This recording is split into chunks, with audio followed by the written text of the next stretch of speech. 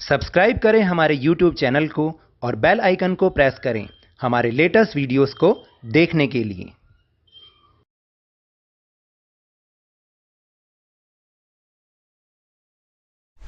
है सर की क्लास। आज की ये शिक्षा निदेशालय राष्ट्रीय राजधानी क्षेत्र दिल्ली की वर्कशीट नंबर G9 यानी कि जेनरिक 9 जो कि कक्षा 7वीं और 8वीं के विद्यार्थियों के लिए है और यह ली गई है विज्ञान विषय से। इसको आपने अपनी विज्ञान की नोटबुक में करना है और इसमें आज हम एक और ज़रूरी जो विषय है उस पर चर्चा करने जा रहे हैं।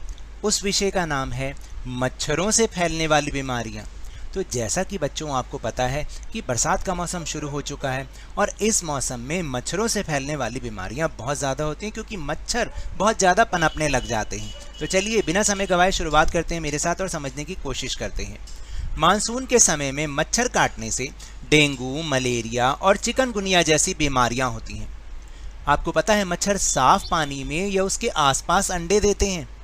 बरसात के मौसम में मच्छरों से स्वयं को बचाने के कुछ तरीके इस प्रकार हैं, जैसे आसपास की जगह को साफ रखना, मच्छर भगाने वाली दवाई का प्रयोग करना, पूरी बाजू के कपड़े पहनना, उन जगहों से एकत्रित पानी को हटाना जहां मच्छर अपने अंडे दे सकते हैं, जैसे कि टायर, बाल्टी इत्यादि, और गड्ढों और पानी एकत्रित होने वाली अन्य जगहों को भरना, यानी जहाँ पर गड्ढे हों या पानी भर सकता हो ऐसी जगहों को भर देना ताकि वहाँ पर पानी इकट्ठा ना हो। तो देखा आपने कि अगर हम कुछ तरीके अपना लें, जैसे कि अपने जगह को, आसपास की जगह को साफ रख लें, मच्छर भगाने की दवाई का प्रयोग करें, पूरी बाजू के कपड़े पहने, या टायर और बाल्टी जैसे ऐसी जगहें जहाँ पर पानी इकट्ठा हो सकता है और जहाँ मच्छर अपने अंडे दे सकते हैं वहाँ से पानी को हटा देना, या गड्ढों और पानी एकत्रित होने वाली जगहों को भर देना।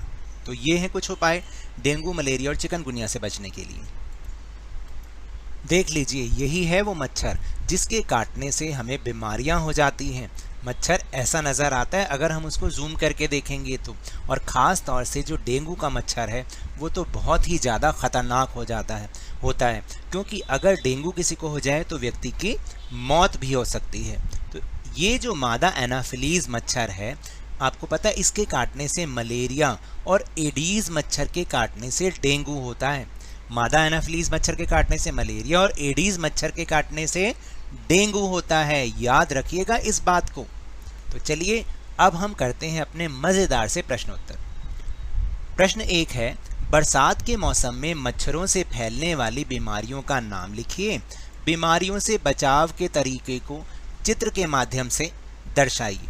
तो देखिए, बरसात के मौसम में जो बीमारियां फैलती हैं वो कौन कौन सी हैं, जैसे कि अभी ऊपर हमने समझाई है।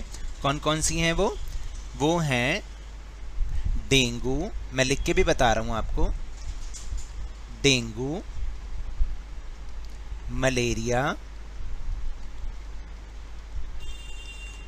और चिकनगुनिया।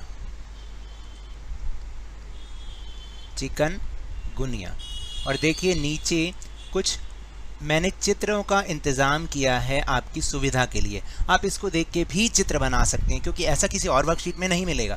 तो देखिए यहाँ पर चित्र बनाए हैं, जैसे हम मच्छरदानी का प्रयोग करके हम मच्छरों के काटने से बच सकते हैं, या फिर मच्छर वाली दवाई को छिड़क के अपने घर में, है ना, स्प्रे आता है, उससे भी हम मच्छरों के काटने से बच सकते हैं और इन बीमारियों से बच सकते हैं। फिर आपने देखा होगा सरकार भी फॉगिंग करवाती है ताकि डेंगू ना हो, यानी धुएं के रूप में दवाई उड़वा के मच्छरों को मारने का प्रयत्न किया जाता है ताकि बीमारियां ना फैलें। और आपने देखा होगा कि इस प्रकार से एक व्यक्ति आता है और नालियों में और घर के आसपास लिक्विड दवाई छिड़कता है। तो ये कुछ तरीके हैं जिनसे मच्छरों के काटने से होने वाली बीमारियों से बचा जा सकता है और उनके चित्र भी इस प्रकार हैं। चलिए अब चलते हैं प्रश्न नंबर 2 पर। फिर है प्रश्न नंबर 2, मादा एनाफिलीज मच्छर के काटने से मलेरिया होता है, सत्य या असत्य? अभी ऊपर हमने समझा है, बताइए। ये बिल्कुल सत्य है, यानी सच बात है कि ऐसा ही होता है, मादा एनाफिलीज मच्छर के काटने से मलेरिया होता है। फिर है प्रश्न नंबर 3, पानी के टैंक, कूलर और पानी एकत्रित होने वाली जगह की साफ सफाई से मलेरिया से कैसे बचाव हो सकता है, समझाइए। तो देखिए अभी ऊपर हमने समझा है कि मैं यहाँ लिख के बताता हूँ कि पानी के टैंक, कूलर और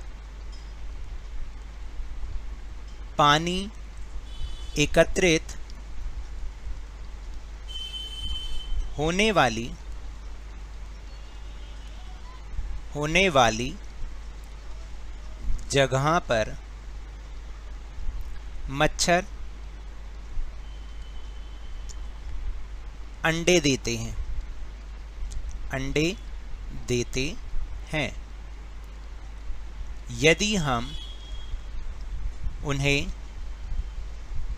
साफ रखेंगे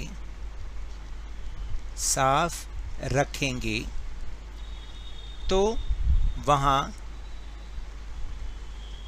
मच्छर अंडे नहीं दे पाएंगे।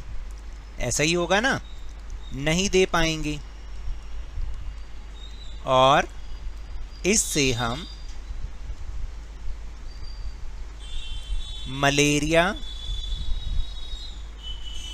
आदि से बच सकेंगे।